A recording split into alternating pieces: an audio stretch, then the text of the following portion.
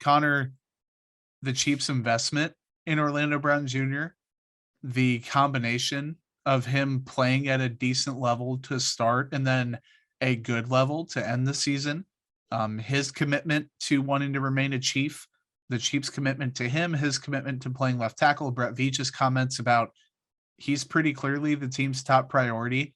You mentioned on episode 1, the Chiefs, the last thing they need to do is tag him and then have him really, really, really play well, then have to pay him. If they can get him after a not disastrous, but also not elite season where he did play well, and was durable and got used to Patrick Mahomes, that's going to save him a little bit, I think, as opposed to I'm now an all pro, not just a pro bowler. I was one of the top 5 left tackles in the game. I am another year experienced in your offense. You have to pay me. The Chiefs have to re-sign Orlando Brown. I think they wouldn't have given up everything if it wasn't going to work out.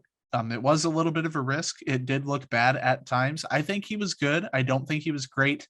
I think they can get away with a good young left tackle. I'm not the end of the world there.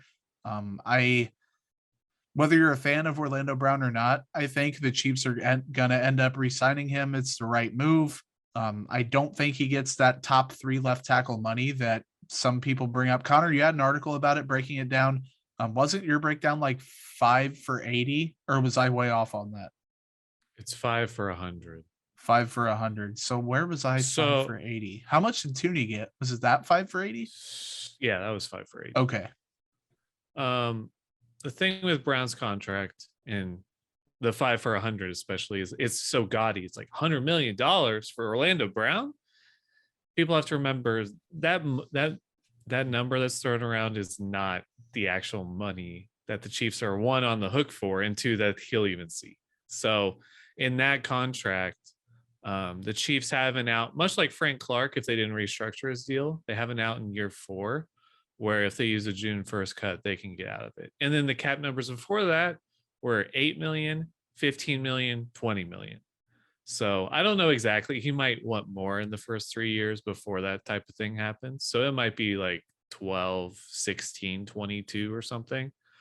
But it'll be something like that because that's what Brett Veach does. Like Joe Tooney cost 6.5 million last year, and then this year it'll be around 17 million.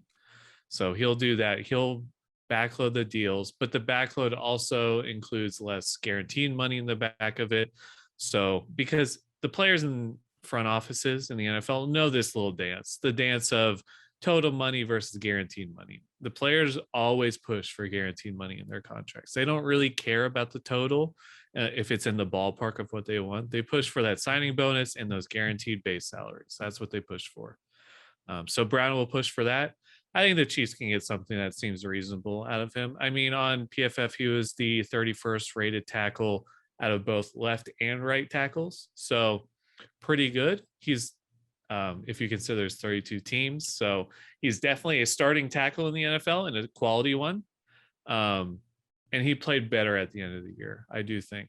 I wish he would lose at least a little bit of weight, just because I think his frame and his strength, he doesn't need the weight behind it. He just has the strength in his frame. Because at times he definitely looked out of place, but he's not really an athlete anyways. The Chiefs knew that. And his footwork wasn't getting better. I noticed his sets were it was those 45-degree sets. It wasn't the deep sets. So it was obvious the Chiefs were like, hey, we know what your strength is. It's not these like athletic deep sets.